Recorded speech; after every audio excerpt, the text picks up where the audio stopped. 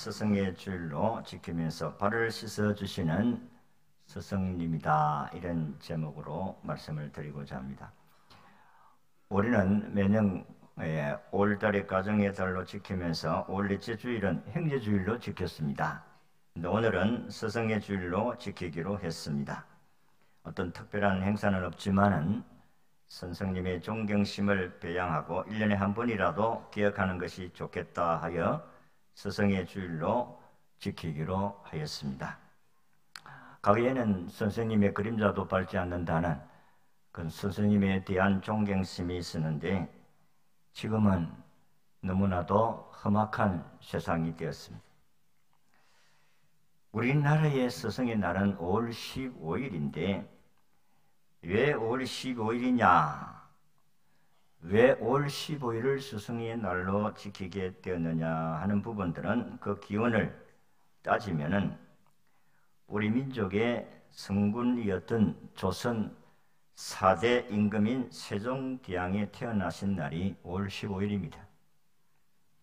세종대왕은 천성이 어질고 부지런하며 학문을 좋아하고 다방면의 재능과 치밀을 가지고 있었습니다. 백성을 사랑하는 정사를 펼치고 어려운 사람들을 보살피고 최고의 문화와 과학기술을 발전시켰습니다. 그래서 세종대왕은 처국이, 해시계 등을 발명하고 제작했고 법과 제도를 정비하고 집현전을 두어서 학문을 장려하고 많은 인재들을 배출했고 훈민정음을 창제하신 분이 세종대왕입니다. 그래서 우리 민족의 최고 지도자요 최고의 스승인 세종대왕의 탄신일을 스승의 날로 정한 것은 의미가 깊다고 봅니다. 처음에는 1958년에 청소년 적십자회라는 청소년 동아리에서 사은 행사, 스승에 대한 행사를 시작했는데, 이것이 1965년부터 5월 15일을 스승의 날로 제정해서 지금도 실시해 오고 있습니다. 지금 우리의 현실은 선생님의 필요를 느끼지만은 진정 좋은 선생을 만나기는 그렇게 수월하지를 않는다 하는 것입니다. 학생의 입장에서는 어떤 선생님을 만나느냐 따라서 장래가 좌우되므로 좋은 선생을 찾지만 요구를 충족할 만한 선생이 그렇지 많지 않습니다. 그래서 우리 성도들이 매 학기 새로운 학기를 당하면 기도가 좋은 선생님 만나게 해주시고 좋은 친구들 만나게 해주세요, 이런 기도를 합니다. 우리 자녀들이 학교에 보내면서 좋은 선생님을 만나기를 기도합니다. 그래서 요즘같이 정치적인 선생님, 역사 왜곡의 선생을 만나 잘못 가르침을 받게 되면 참으로 불행한 인생이 될 수밖에 없습니다. 참 우리 아이들 잘 가르치지 않은 슬로건을 걸고 시작한 이 교사들이 지금은 정치적인 선생님들이 되어가지고ศึ사를 왜곡시키고 학생들을 불행하게 만드는 그런 현실이 되었습니다. 그 아이들을 우리가 학교에 보내면서도 이 아이들이 정말로 제자들을 사랑하는 선생님을 만날 수 있도록 우리가 기도하는 이유가 바로 여기에 있다는 것입니다. 오늘 읽은 말씀은 예수님 자신이 세상으로부터 떠나야 할 것을 알고 저녁 식사를 한 후에 만찬석에서 선생으로서의 본을 보인 내용이 오늘 읽은 말씀입니다. 오늘 우리가 읽은 말씀을 보면 예수님이 친히 자신을 선생이라고 했습니다. 마태복음 23장 8절에서부터 10절을 보면 그러나 너희는 랍비라 칭함을 받지 말라. 너희 선생은 하나요 너희는 다 형제니라. 땅에 있는 자를 아버지라 하지 말라. 너희 아버지는 한 분이시니 곧 하늘에 계신 이시니라. 또한 지도자라 칭함을 받지 말라. 너희의 지도자는 한 분이시니 곧 그리스도시니라. 예수님만이 참 지도자요 스승이라, 그렇게 말씀을 하고 있습니다. 오늘 우리가 읽은 말씀에 예수님 자신이 왜 선생이라고 하셨는지를 오늘 여러분들에게 말씀을 드리고자 합니다. 예수님은 친히 자신을 가리켜서 랍비라, 선생이라 그렇게 인정을 하고 시인을 했습니다. 자, 참 스승은 어떤 사람이기에 예수님이 그렇게 말씀하셨는가? 첫 번째는 예수님은 제자를 끝까지 사랑하셨기 때문이다 하는 것입니다. 제자를 사랑하는 참 스승, 그것도 끝까지 사랑하는 스승. 오늘 우리가 읽은 1절 2절의 본문 1절 2절을 다 읽지는 않았지만 읽은 말씀을 보면 유월절 전에 예수께서 자기가 세상을 떠나 아버지께로 돌아가실 때가 이른 줄 아시고 세상에 있는 자기 사람들을 사랑하시되 끝까지 사랑하시니라, 그렇게 말씀을 하고 있습니다. 예수님께서는 세상을 떠날 날이 임박하심을 알았습니다. 다시 말해서 죽을 날을 알았다는 것입니다. 그런데 자신을 돌아보지 않고 자신에게 속한 제자들을 끝까지 사랑하시는 분이 예수님이셨다는 것입니다. 사람은 일시적으로 사랑할 수가 있어요. 그러나 주님은 끝까지 죽음이 다가온다 하더라도 개의치 않고 지속적으로 사랑하신 분이 예수님이시다는 것입니다. 인간은 순간에 대처하고 분위기에 맞춰 살아가는 것이 인간입니다마는 예수님은 분위기가 바뀌었다고 해서 환경이 좋지 않다고 해서 그는 제자들을 사랑하는 것에 대해서 조금도 흐트러짐이 없었다, 그런 말씀입니다. 참 스승은 제자를 사랑하는 자입니다. 기독교의 상징이 십자가인데 기독교의 상징이 십자가가 된 것은 그 십자가에서 하나님의 사랑을 느낄 수 있기 때문에 그렇습니다. 십자가는 고대 사회에서 원래 악한 죄인을 사형시키는 형틀이 십자가입니다. 그러나 예수 그리스도가 그 십자가에 의해서 죄 없으시고 그 형틀에서 죄를 뒤집어 쓰고 사형을 당한 다음에 죽음이 끝난 것이 아니라 그 죽은 자 가운데서 3일 만에 부활하심으로 예수님은 죄가 없는 의로운 분이었었다는 것이 증명이 되었습니다. 하나님의 구원 약속을 성취하기 위해서 하나님께서 보내신 메시아 되심이 확실해지므로 십자가의 의미가 완전히 달라져서 사랑의 상징이 되었다. 그래서 우리는 십자가를 보면 하나님의 사랑과 예수 그리스도의 희생을 생각하게 되어집니다. 그래서 예수님께서 오늘 우리가 읽은 13절에 보면 사람이 친구를 위하여 자기 목숨을 버리면 이보다 더 큰 사랑이 없나니 라고 가르친 말씀을 십자가 위에서 친히 보여주신 것이다 하는 것입니다. 누가복음 6장 35절에는 오직 너희는 원수를 사랑하고 선대하며 아무것도 바라지 말고 구워주라. 그리하면 너희 상이 클 것이요 또 지극히 높으시니 아들이 되리니 그는 은혜를 모르는 자와 악한 자에게도 인자하시니라. 십자가 위에서 예수 그리스도의 사랑을 그리고 희생과 헌신을 우리에게 생생하게 보여주셨습니다. 이게 예수님이 제자들을 향한 사랑이고 이 세상을 향한 사랑이다.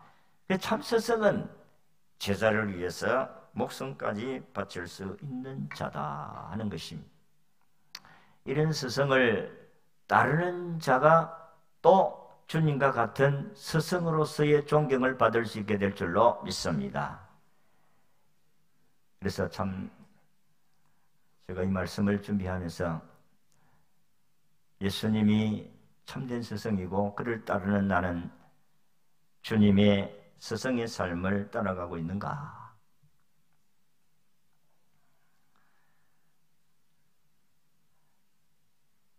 여러분, 스승의 가르침을 받은 제자라고 해서 다 선생의 제자가 되는 것은 아닙니다. 선생님의 지식을 습득했다고 해서 그가 선생의 제자가 되는 것은 아닙니다.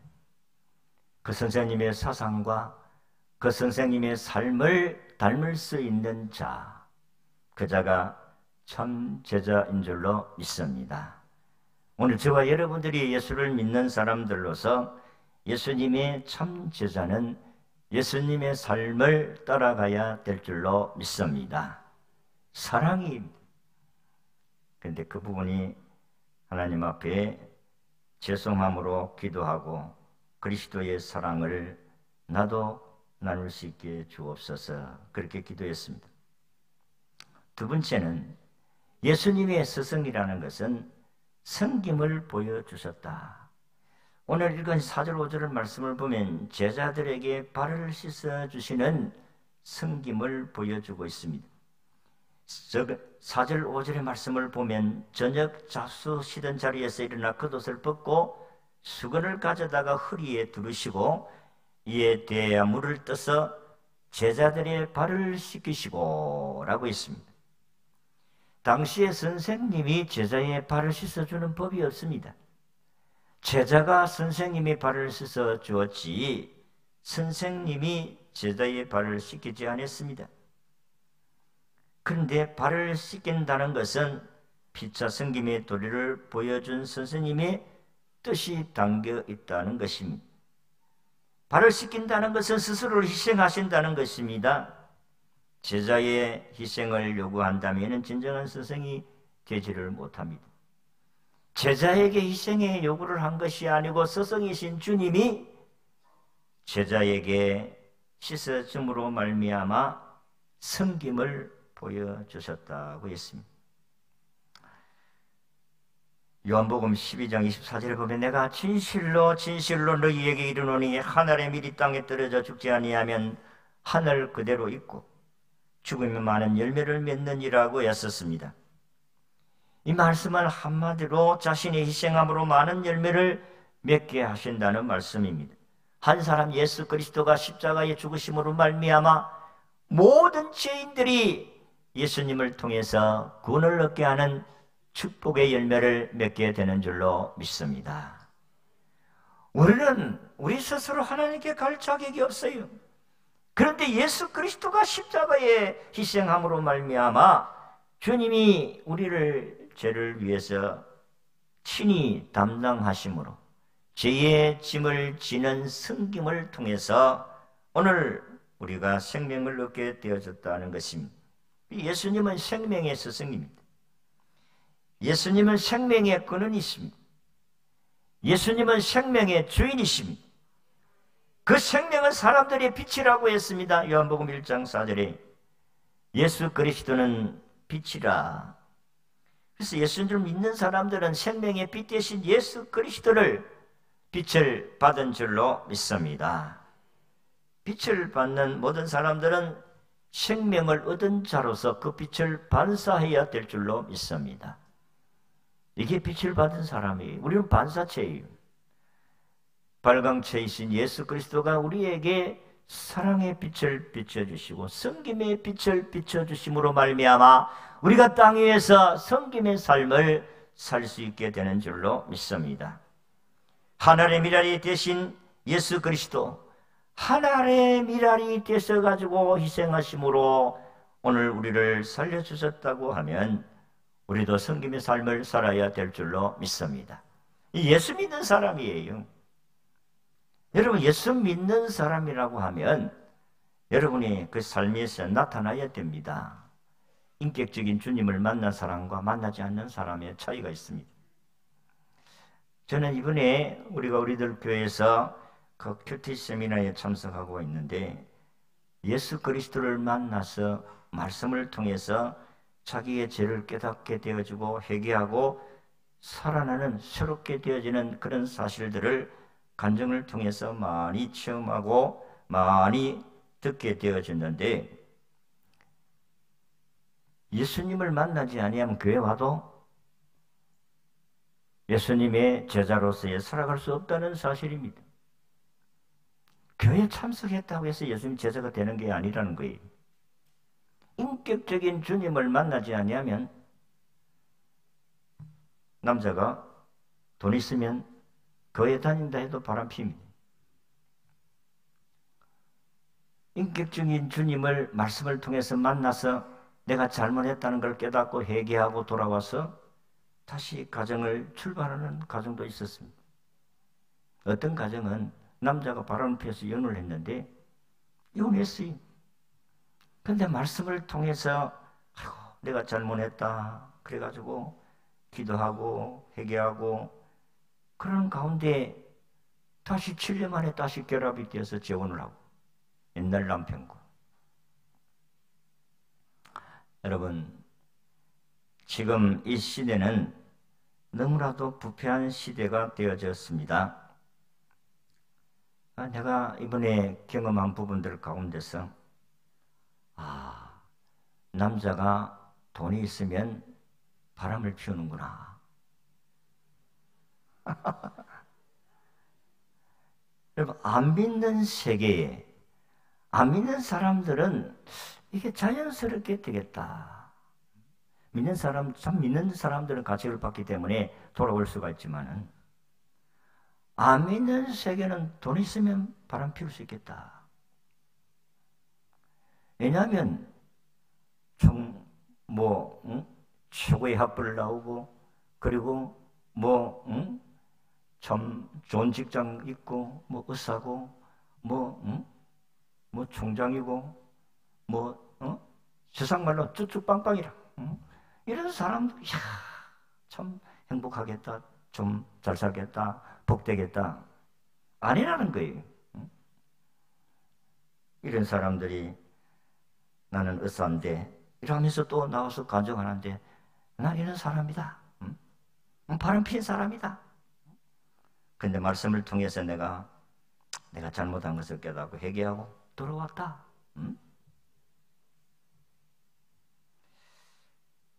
간통죄가 나라의 법에서 헌법재판소에서 간통죄는 죄가 아니다 이렇게 선언을 해놓으니까 이 사회가 이상한 방향으로 지금 완전히 나아가고 있다는 거예요.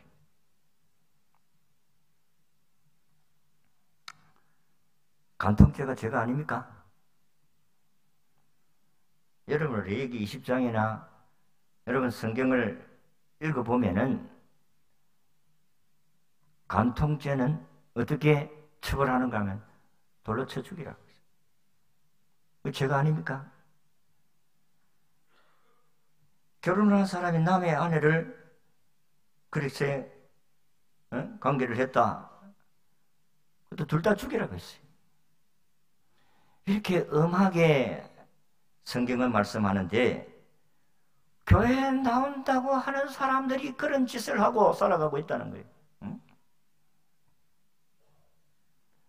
여러분들, 우리가 진심으로 하나님 앞에서 믿음으로 살아야 됩니다. 참된 제자, 스승의 헌신과 섬김을 따르는 자들입니다. 이게 예수 믿는 사람이에요.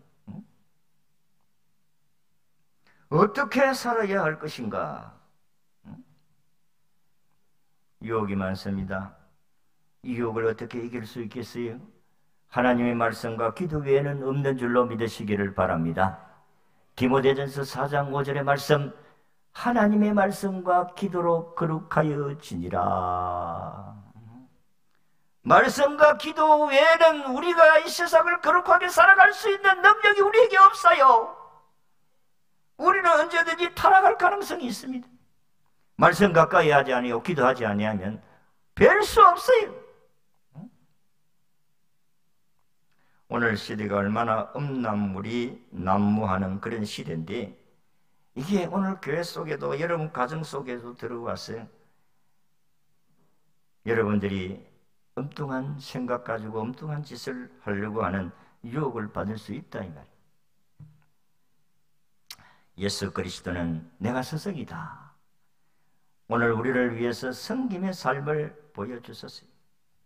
존 하버드 목사는 1607년 영국의 런던에서 출생해서 영국의 캠브리지 대학을 졸업하고 1631년에 청교도 목사로 도미하여 매사추세츠주의 찰스타운 제일교회 부목사가 되었고 그리고 교사가 되었습니다. 그는 죽을 때에 그의 재산의 절반과 자기 도서 320권을 식민지 의회가 세우기로 결의한 대학에 기부를 했습니다. 780파운드가 얼마나 되는 돈을 환산을 안 했습니다만 큰 돈입니다. 그리고 320권의 자기 도서를 기증하고 세상을 떠났습니다. 1639년 대학 이름을, 그 대학을 세울 때의 대학 이름을 하버드 목사의 이름을 따서 하버드 대학이 된 것입니다.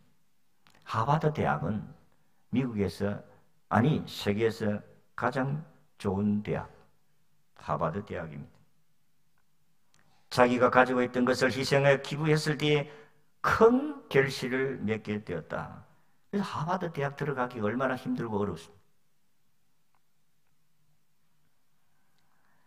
사람의 일생을 헌신하고 바침으로 말미암아 빛나게 되는 것이지, 모으고 자기가 권세를 가지고 통치하고 누린다고 해서 그의 삶이 빛이 나는 것이 아닙니다.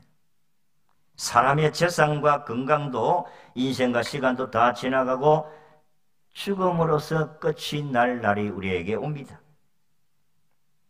여러분과 제가 이 땅에 살아가면서 하나님과 사회를 위하여 하나님의 미랄이 되어 헌신할 때에 많은 열매를 맺는다고 했습니다. 스승은 제자들을 위하여 섬길 수 있는 자다. 그래서 많이 회개했습니다. 그리고 계속해서 끊임없이 내가 주님의 제자로서의, 주님이 나를 위해서 섬겼다면 나도 그와 같이 섬김의 삶을 살아야 되겠다. 그렇지 못한 부분들을 하나님 앞에 안타까워하면서 주여 나도 주님의 참된 제자의 삶을 살아가게 하옵소서.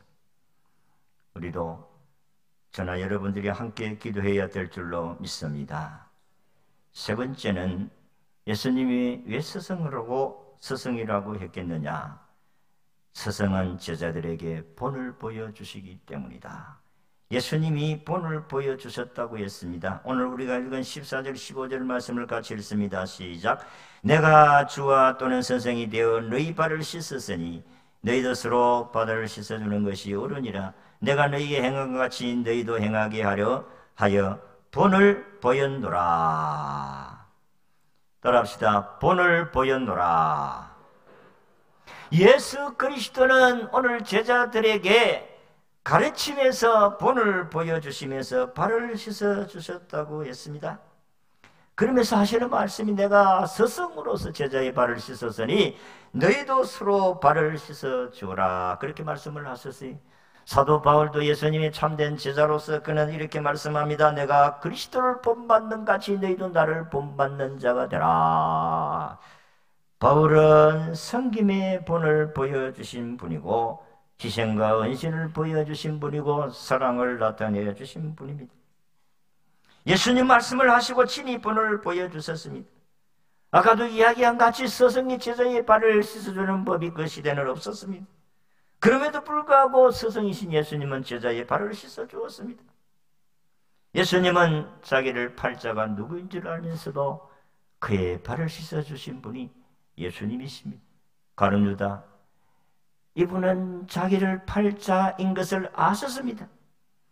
그에게 네가 나를 팔자라고 알려주었습니다마는 가룟 유다는 회개하지 아니했습니다. 그럼에도 불구하고 발을 씻어주셨고 성만찬식에도 참석해 주셨습니다. 끝까지 사랑하신 분이 주님이시다. 예수님은 삶으로서 본을 보여주셨다고 했습니다. 여러분들도 우리 교회생활 하면서 참 저분이 주님의 제자구나. 저는 우리 성도들 가운데 제가 존경하고 저래 살아야지 그런 분도 있습니다. 목사가 저래야지 그렇게 살려고 하는 사람들도 있습니다. 주님은 자신의 높은 위치에 불구하고 종의 자리로 내려가서 제자의 발을 씻겨주셨다. 예수 그리스도가 섬김을 받기 위해서 이 세상 오신 분이 아니라고 했습니다. 나는 도리어 너희들에게 대속물로 주려 하여 섬기려고 오셨다고 예수님이 말씀하셨습니다. 여러분 착각하지 마시고, 저도 마찬가지고, 내가 진실로 주님의 제자냐? 그 교회는 어쨌든 말씀을 통해서 자신이 어떤 사람인 것을 깨닫게 하는 그런 훈련이 되어 있는 교회입니다. 말씀을 통해서 내가 교만했구나. 아이고, 이건 내가 잘못했구나. 인간적으로 보면 잘못한 게 없는데 말씀을 비추어 보니까 아이고, 이게 잘못했구나. 아니, 바람을 피운 남자가 잘못했지, 바람 피운 사람이 잘못했지, 왜 부인이 내가 아이고, 잘못했구나.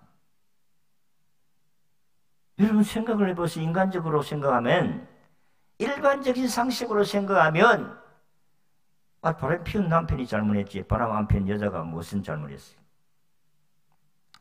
내가 내 남편을 잘 섬기지 못하고 보좌하지 못했기 때문에 남편이 바람을 피웠다, 이렇게 생각하고 회개하고 그렇게 섬기니까 남편이 돌아오더라. 이게 진정한 선생은 본을 보이는 삶을 살아가는 사람입니다.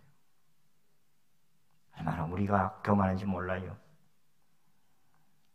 성도들의 삶이 얼마나 교만한지 모릅니다. 스바이츠 박사에게 성공적인 자녀 교육에 대해 3가지를 말해달라고 했을 때 스바이츠 박사는 이렇게 이야기했습니다. 자녀 교육에 성공하려고 하면 첫째, 본복이다. 둘째, 본복이다. 셋째도 본복이다. 그렇게 말씀을 했다고 합니다. 인생을 성공적으로 사는 사람은 자녀 교육에도 성공한다는 말이 있는데, 인생을 성공하는 사람은 끊임없는 자기 개발을 하기 때문에 생활에서 보이는 모범이 결국 자녀를 성공으로 이끈다는 것입니다. 부모가 자녀에게 본을 보여야 됩니다.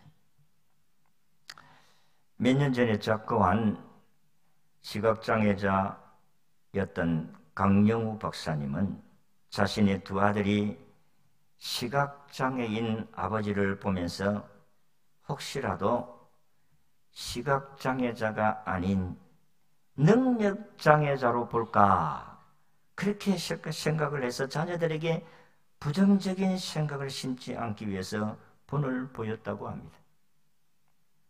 우리 아이들이 내가 앞을 보지 못하니까 능력도 장애자인가, 아무것도 할 수 없는 자라는 것을 심어주지 않기 위해서 자기가 얼마나 노력했는지 모른다고 했습니다. 비록 내가 운전이나 아이들과 함께 공놀이를 하지를 못하지만은 내가 캄캄한 밤에 불을 끄고도 동화책을 읽어줄 수 있는 능력을 가진 것이다, 아버지다 하는 것을 일깨워주면서 긍정적인 사고를 심어주려고 많이 애를 썼다고 합니다. 장애는 모습이 다를 뿐이며 진정한 장애는 마음의 장애자다 하는 것을 일깨워줬다는 것입니다. 장애는 모습이 다르다는 거예요. 그 진정한 장애는 마음이 어두워진 사람이 참된 장애자다고 가르쳤다는 것입니다. 그 결과 2 아들은 현재 어느 자식보다 아버지를 존경하고 미국에서 떠오르는 별이라는 지도자상을 수상하기도 했고, 차남은 연방상은 본회의장에서 민주당 원내 총무 수석 법률 보좌관으로 일할 정도로 훌륭한 인재로 결론했습니다. 예수님도 말씀하셨습니다. 너희는 나를 본받는 자가 되라. 진정한 교육은 본을 보이는 것입니다. 본을 보이고 산다는 게 얼마나 힘들겠어요. 목사가 본을 보여주지 아니하면 여러분 따라오겠어요? 발을 씻어주지 않고 발 씻으라 말을 할 수 있겠어요? 스승이신 예수 그리스도는 오늘 우리를 향하여서 발을 씻어주시면서 너희도 서로 발을 씻어주라. 예수님이 발을 씻기지 않는데 제자들이 발을 씻어줄 수 있겠느냐 하는 것입니다. 성도 여러분, 우리 마지막 시대를 살아갑니다. 주님이 우리에게 요구하시는 삶이 무엇인지, 스승으로서 주님이 우리에게 뭘 보여주고 계시는지,